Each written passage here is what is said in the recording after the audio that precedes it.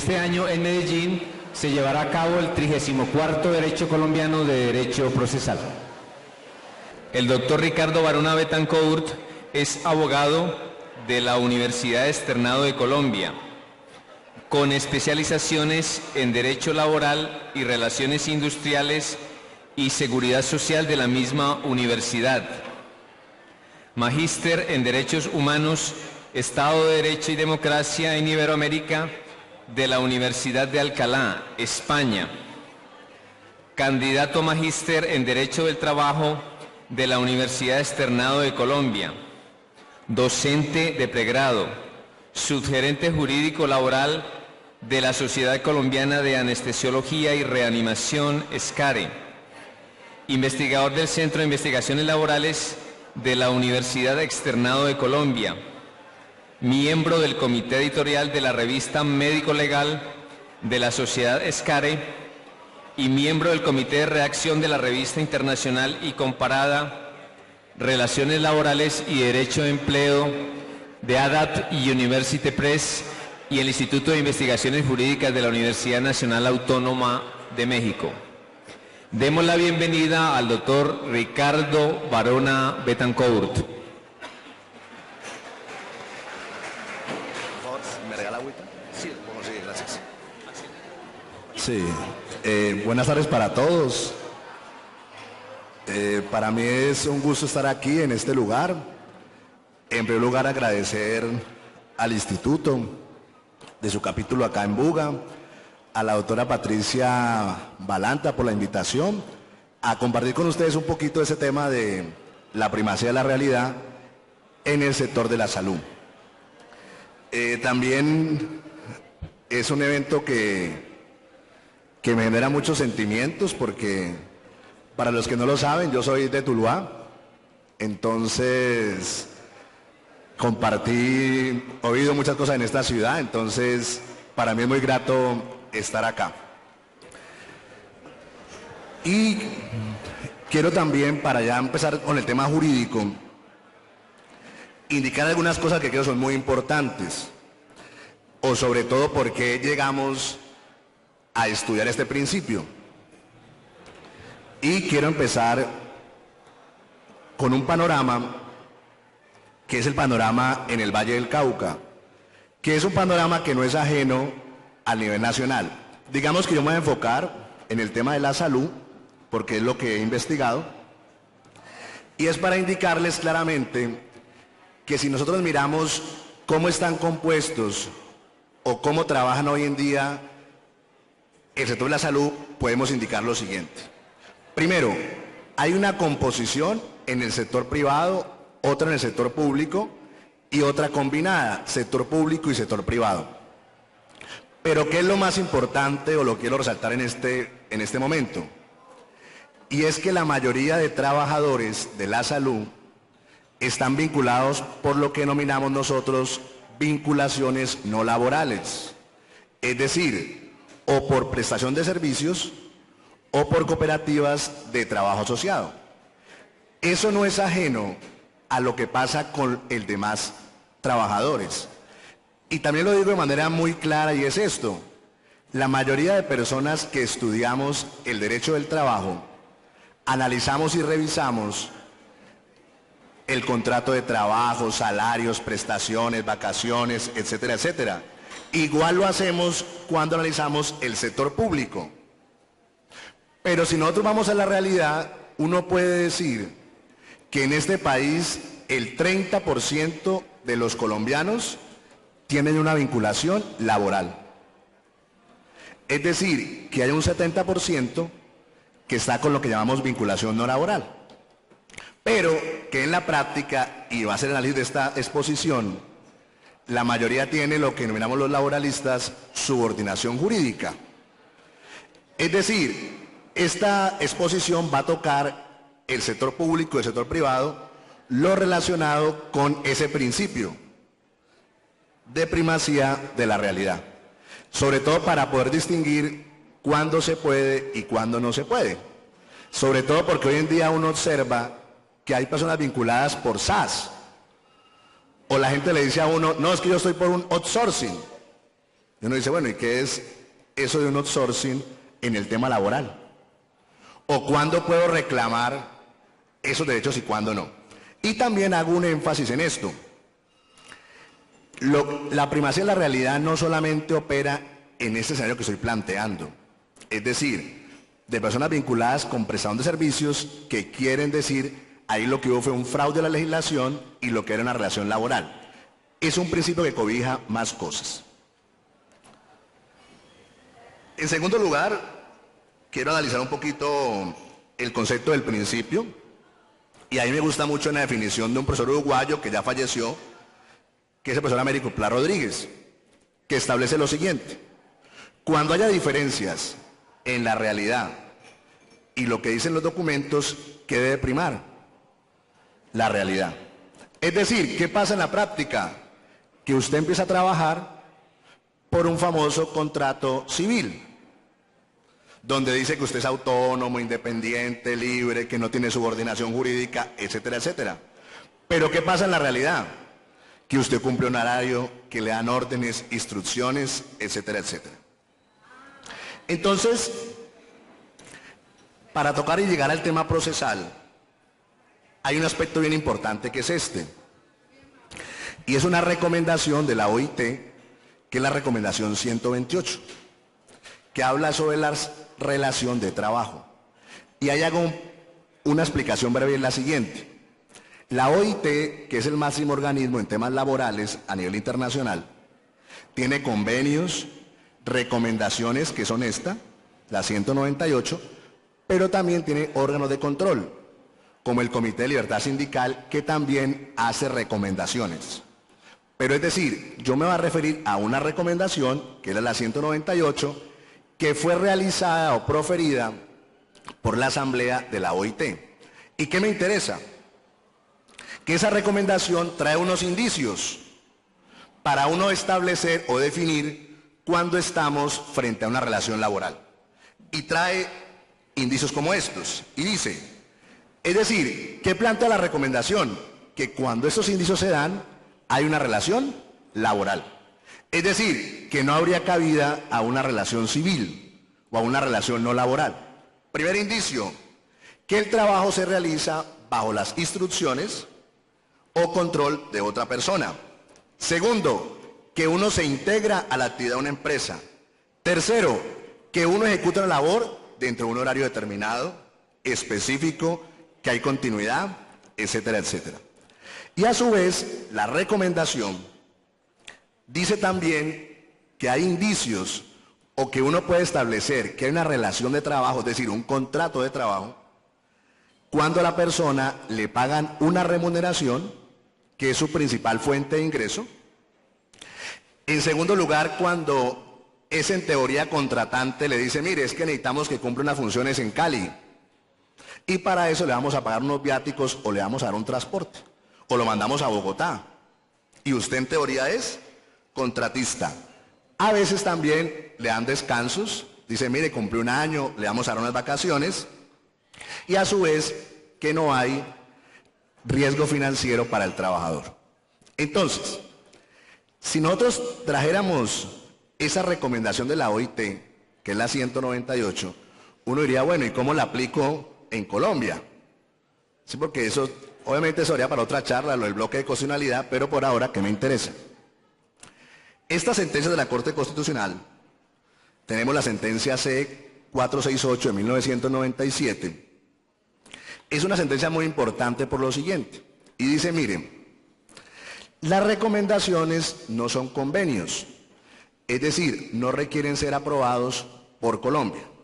Mejor dicho, cuando la OIT firma un convenio, tiene que ir al Congreso, una ley, ir a la Corte Constitucional. ¿Qué dijo la Corte? Cuando sea una recomendación, no. Pero quedamos como con un tema o un vacío, porque dijo lo siguiente: para que esa recomendación tenga aplicabilidad en Colombia, se requiere que se profiera una ley.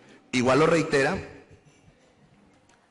en la sentencia C-680 del año 97, donde establece claramente que las recomendaciones, para tener aplicación directa en nuestro país, requieren de una ley que las, digamos, recoja.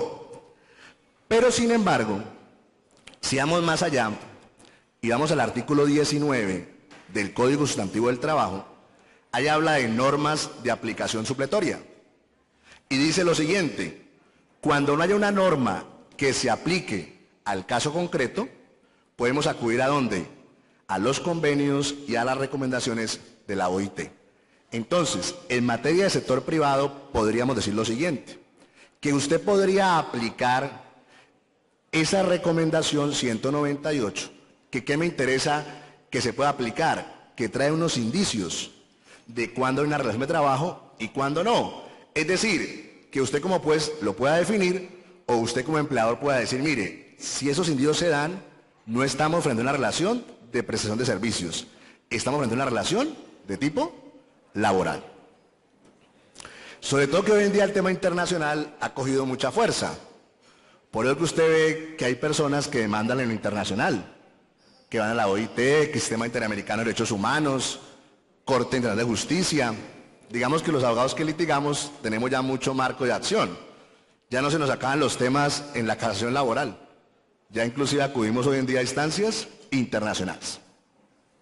Siguiendo ya entonces, con eso la primacía de la realidad, la pregunta importante sería ¿cuándo podemos aplicar por medio de una acción de tutela este principio?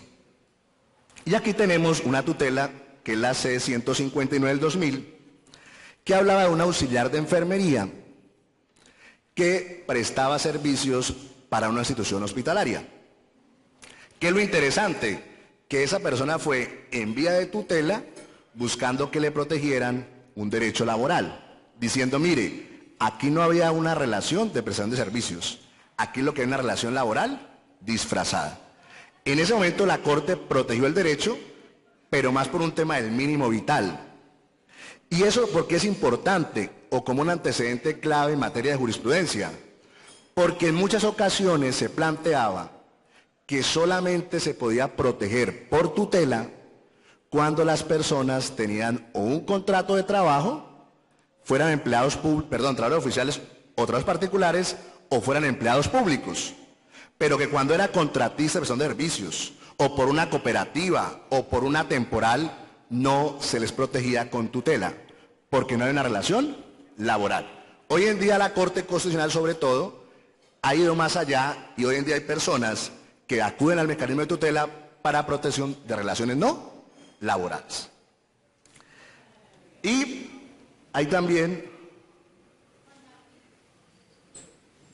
como que se acabó la... Ahí ya. Hay también otra tutela, que es la T-084 del año 2010, que es interesante por lo siguiente. Digamos que aquí era un médico general que trabajó en el Seguro Social del año 94 hasta el 30 de junio del año 2003.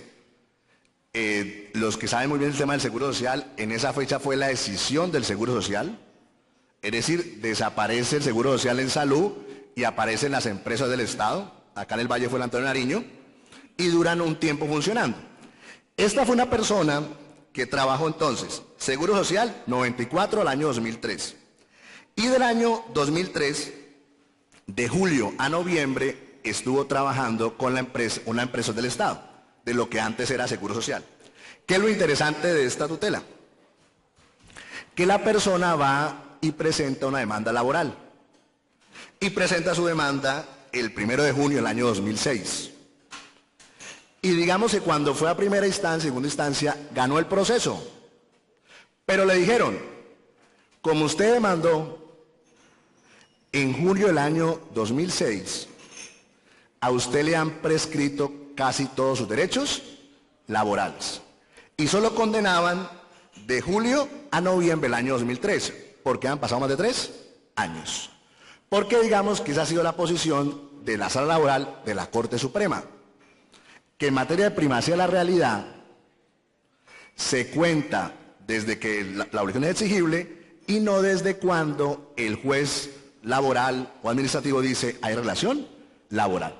¿Qué pasó con esta persona?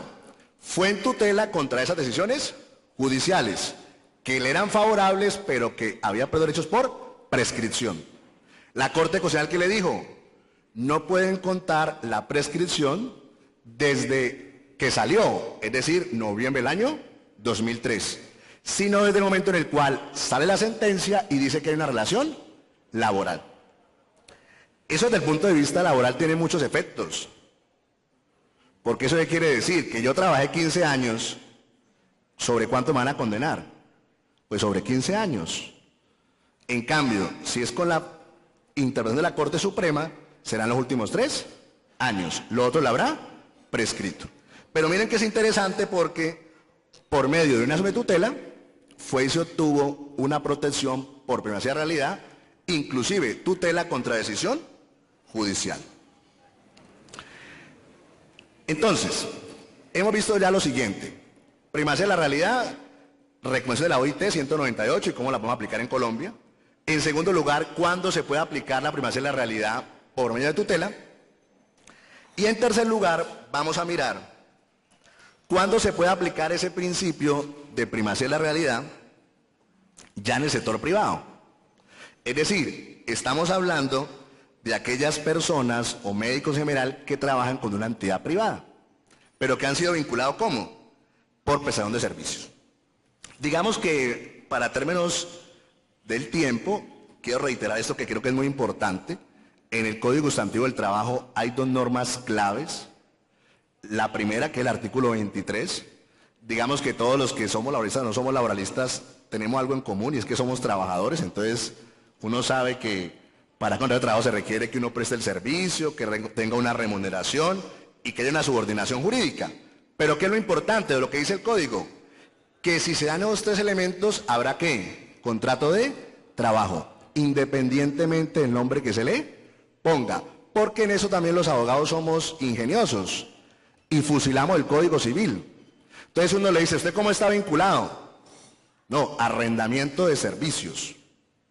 No, mandato comercial. No, outsourcing. Agencia comercial. ¿Pero qué es lo que se está haciendo? Trabajando en una entidad.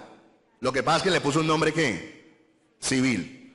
Entonces, ¿qué es lo que dice la norma? Que si sean los 3 elementos, independientemente del nombre que usted le dé, habrá ¿qué? Contrato de trabajo. Y en segundo lugar, el artículo 24 dice, si usted prueba que presta un servicio y recibe una remuneración, ¿qué se presume? Que hay contrato de trabajo. Y eso es muy importante para efectos procesales, porque eso lo que quiere decir es que la carga de la prueba, ¿qué? Se invierte. Es decir, que si usted como demandante prueba esos 2 elementos, presta un servicio y recibe remuneración, ¿qué se presume? Que hay contrato de trabajo. ¿Qué tiene que hacer el presunto empleador? Desvirtuar la subordinación jurídica. Es decir, que usted iba todos los días, pero no era vinculación laboral. Que le pasaban memorandos, pero no era vinculación laboral. Que le dan vacaciones y que no había contrato de trabajo. Que le dan unos uniformes, pero que no, que usted era contratista, pero que tenía carné, o que tenía copia del contrato. Bueno, una cantidad de cosas ahí que se presentan. Entonces, si miramos ya el tema de jurisprudencia, encontramos la sentencia 22-259 de 2 de agosto del año 2004, que digamos que este era un médico general, que me interesa para temas de ejemplo, él solamente iba 2 días a la semana, el lunes 12 horas, el viernes 12 horas, y hacía turnos una vez al mes de 48 horas. Es decir, que si lo asimilamos a un medio tiempo, mejor dicho, si lo asimilamos a un contrato de trabajo, hablaremos de un medio tiempo. ¿Qué dijo en este caso la Corte?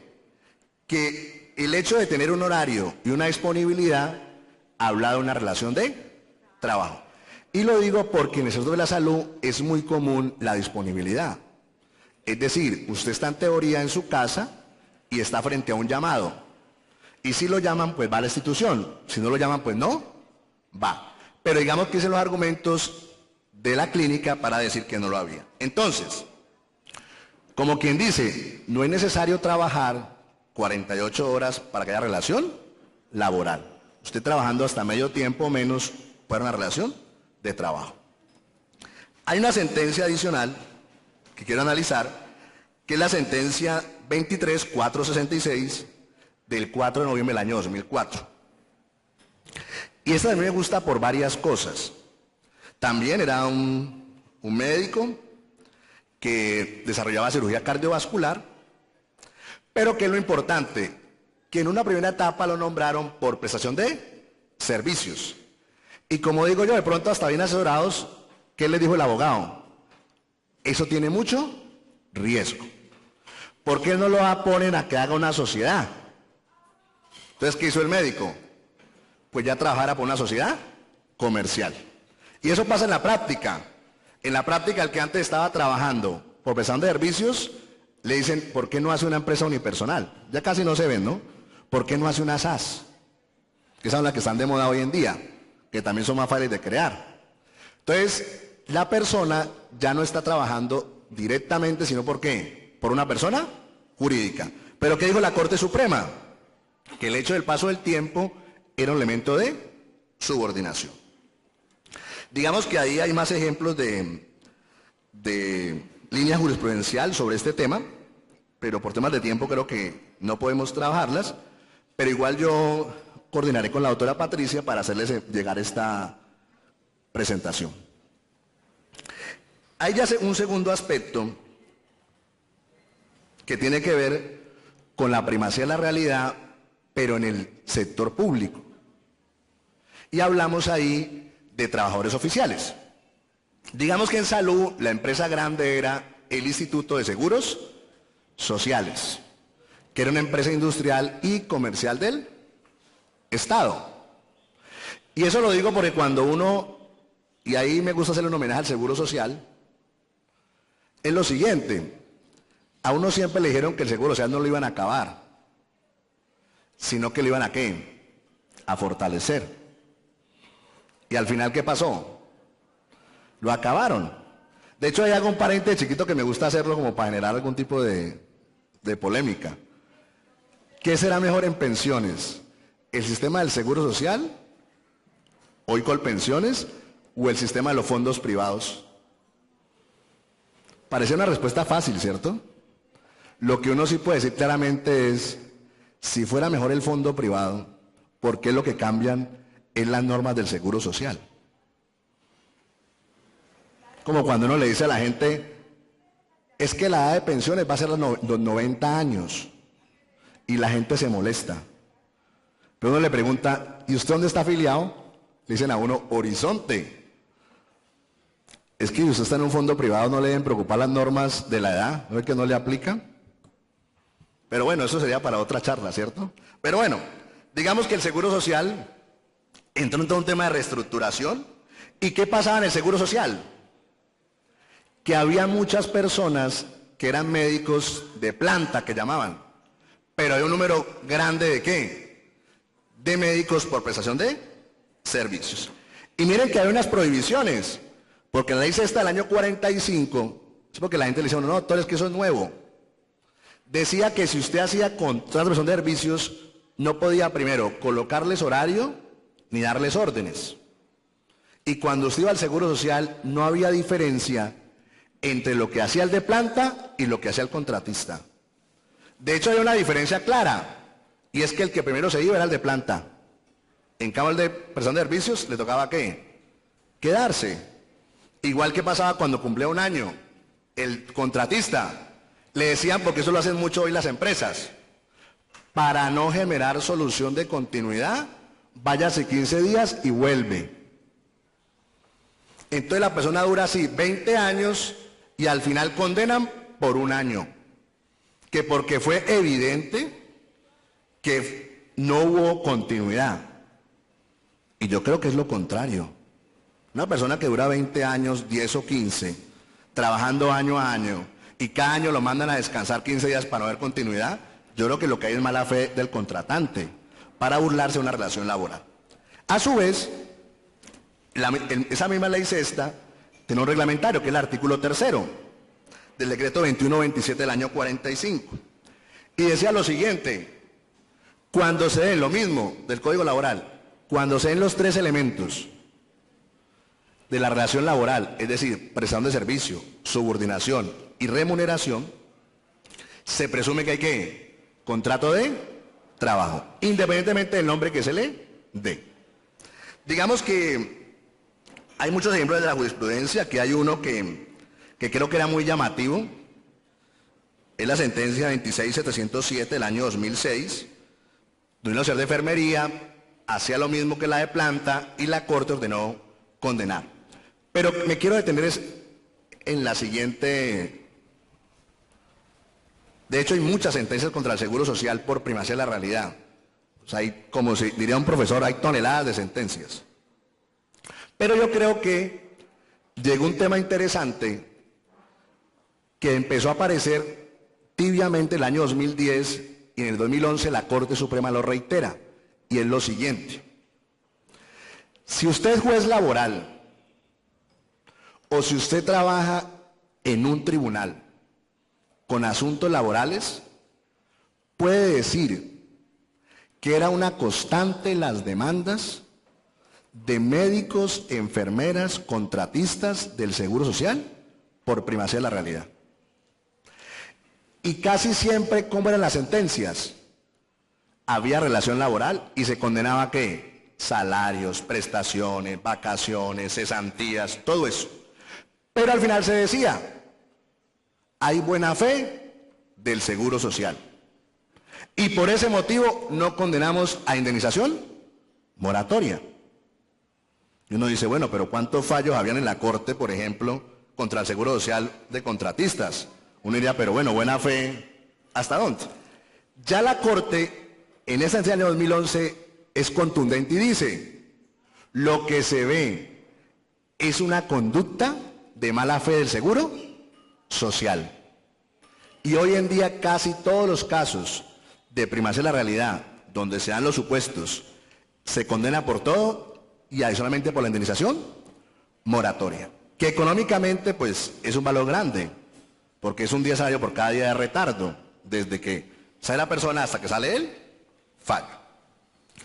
Y quiero terminar con el sector público. Digamos que también hay línea jurisprudencial sobre el tema, en eso no me quiero detener. Y es lo siguiente. Digamos que hasta aquí hemos hablado de personas por prestación de servicios que demandan, van a la, digamos, jurisdicción constitucional, van a la jurisdicción ordinaria laboral, ya sea porque trabajan con una entidad privada o con el Seguro Social como empresa industrial y comercial del Estado, pero también hay un grupo grande que es el del sector público, que de hecho hay muchos que llamamos empleados públicos, es decir, el mayor contratante es ¿quién? El Estado. Y en el Estado hay lo que llaman las OPS, órdenes de prestación de servicios.